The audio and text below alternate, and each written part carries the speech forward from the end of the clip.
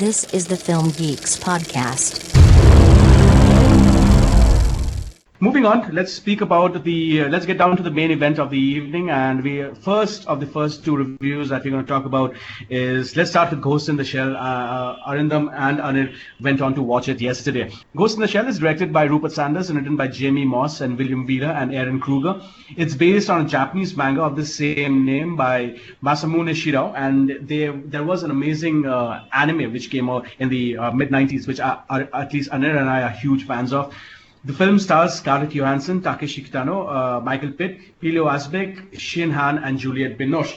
And currently, it's on 42% on Rotten Tomatoes. So let's have it. What did you guys think about the film? Let's start with you, Anir. I don't think it deserves that bad a rating. I mean, honestly, I think it's the same thing that we saw with Ghostbusters. Although Ghostbusters did deserve it to a certain extent because it was a horrible movie. But it started receiving, backlash and negative ratings even before the movie came out, which is slightly unfair. I think that's the same thing we are seeing with Ghost in the Shell. When I started watching the movie, I tried to see if there was something, which would make me despise the movie. I don't think there is. I think it has its elements very right.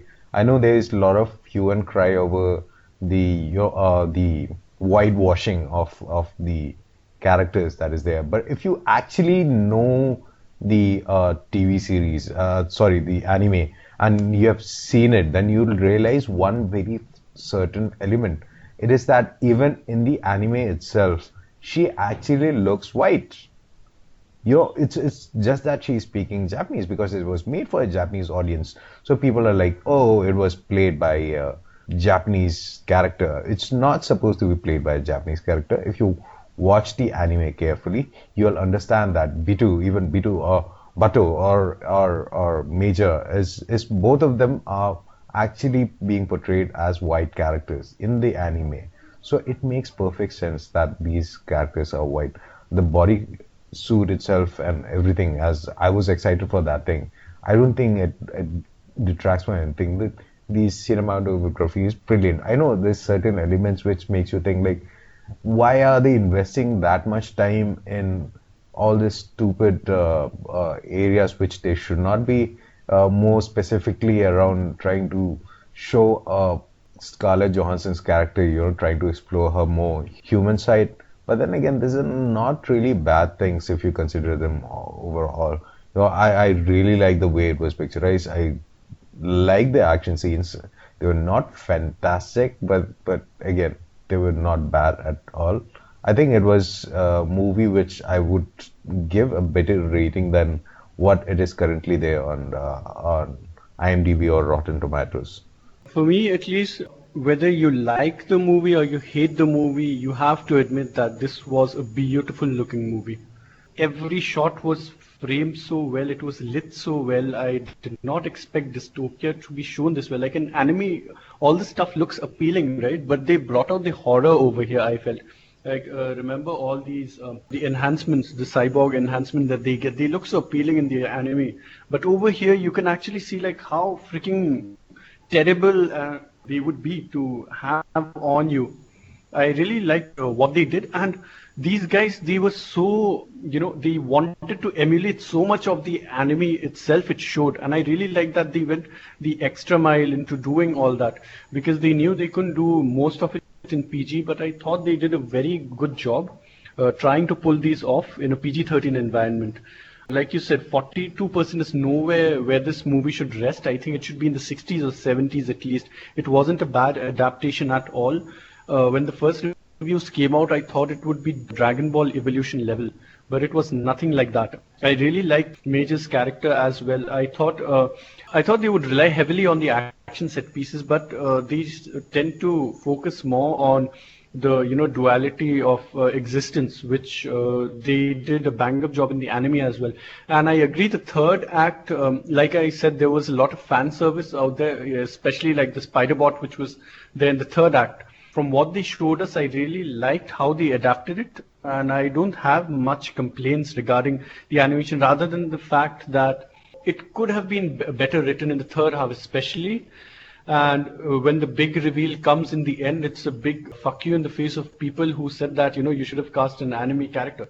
Because I thought that was a very bold choice for them to pull off. And there are two ways you can see that. That can either be literal whitewashing, or it can be the fact that corporations take these indigenous people and they whitewash the shit out of them. So I think it was the latter, but it's getting the complaints of the former that it was literal whitewashing.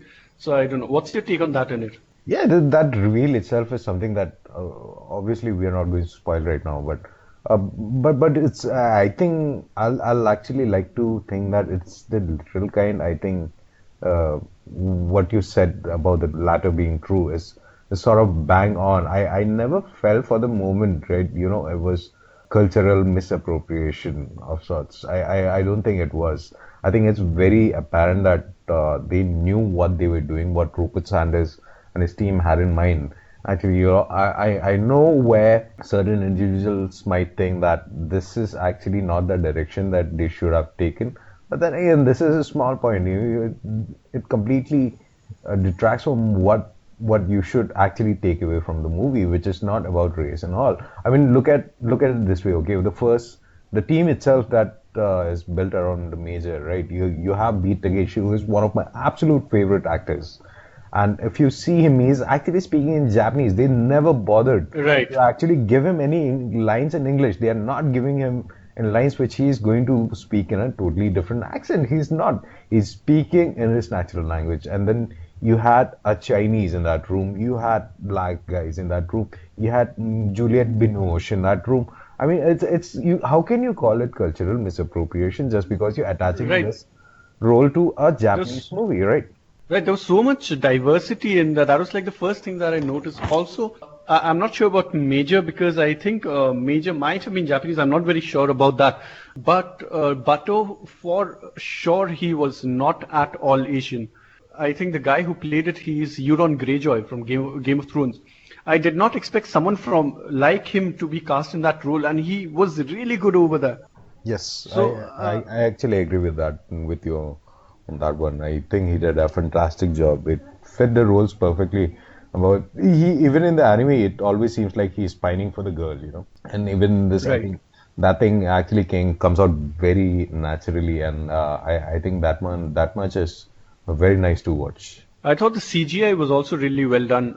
There was a good mix of practical and CG that they were doing. I think they relied a bit much on CGI, but it worked well for the movie. And in bringing out all that, the alleys and all, and they had those Blade Runner ads, running around the city. That was pretty cool. And I'm pretty sure Denis Villeneuve will do a better job at doing. Maybe next year it's coming out, right? Blade Runner, or is it sometime later this year? It's later this year. Okay. So I think that'll be much better shown, let me show you how to do it sort of thing that'll go on over there.